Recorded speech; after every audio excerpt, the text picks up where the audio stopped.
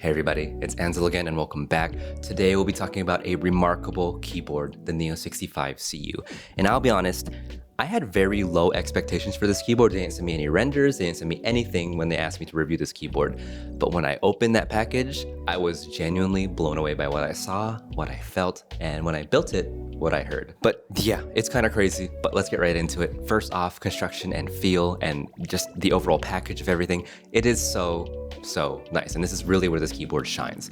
It is built incredibly well. Everything about it is high quality. I have really no nitpicks other than how you assemble it, which is that you have to remove keycaps to access the screws, which are hidden beneath the plate. It's a little too much for me in my opinion, but honestly, not that big of a deal.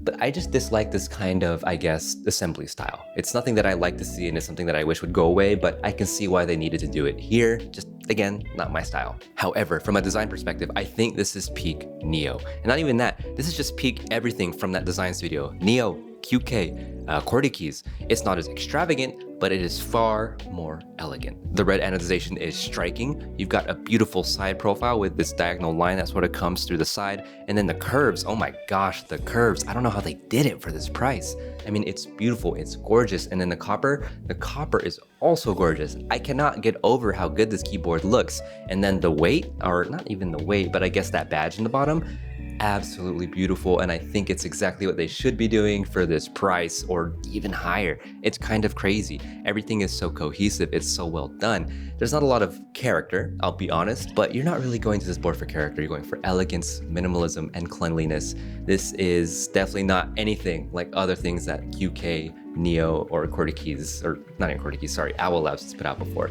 This thing is incredible. I will say though, this thing is a little too heavy for me. It is almost 7 pounds, and that's almost as heavy as my F1.8X.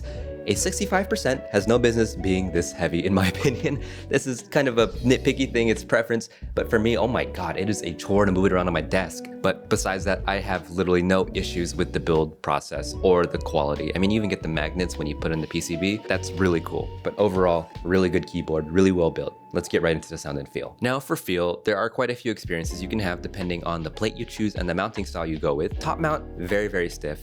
That's all you need to know. No softness whatsoever. But then when you have it in the gasket mount, you don't get any really, I guess, flex or bounce. I'm sure you could change that depending on your configuration, but for me, I didn't get a whole ton of it.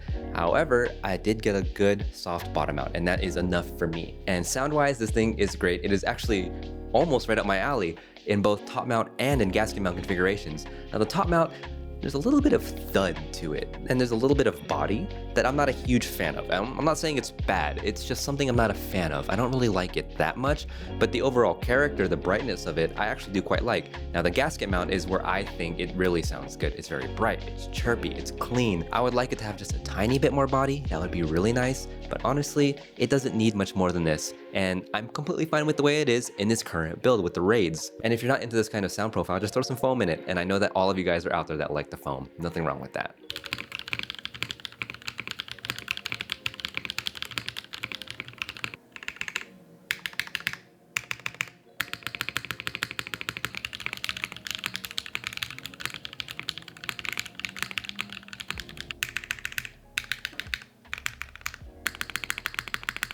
So let's bring it all back. Value. This thing cost $165.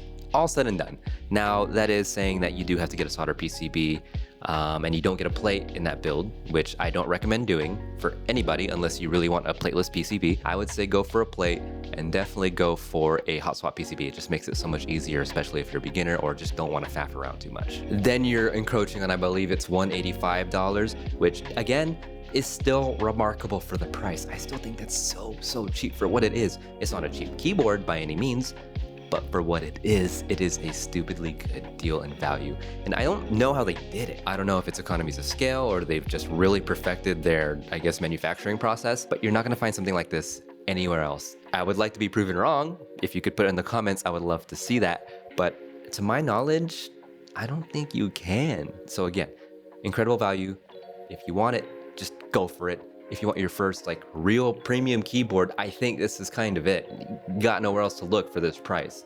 You could spend more, but then you're spending more. And if you don't need anything specific, then just go over this one, honestly. But Anyways, thank you so much for watching. Thank you for being here.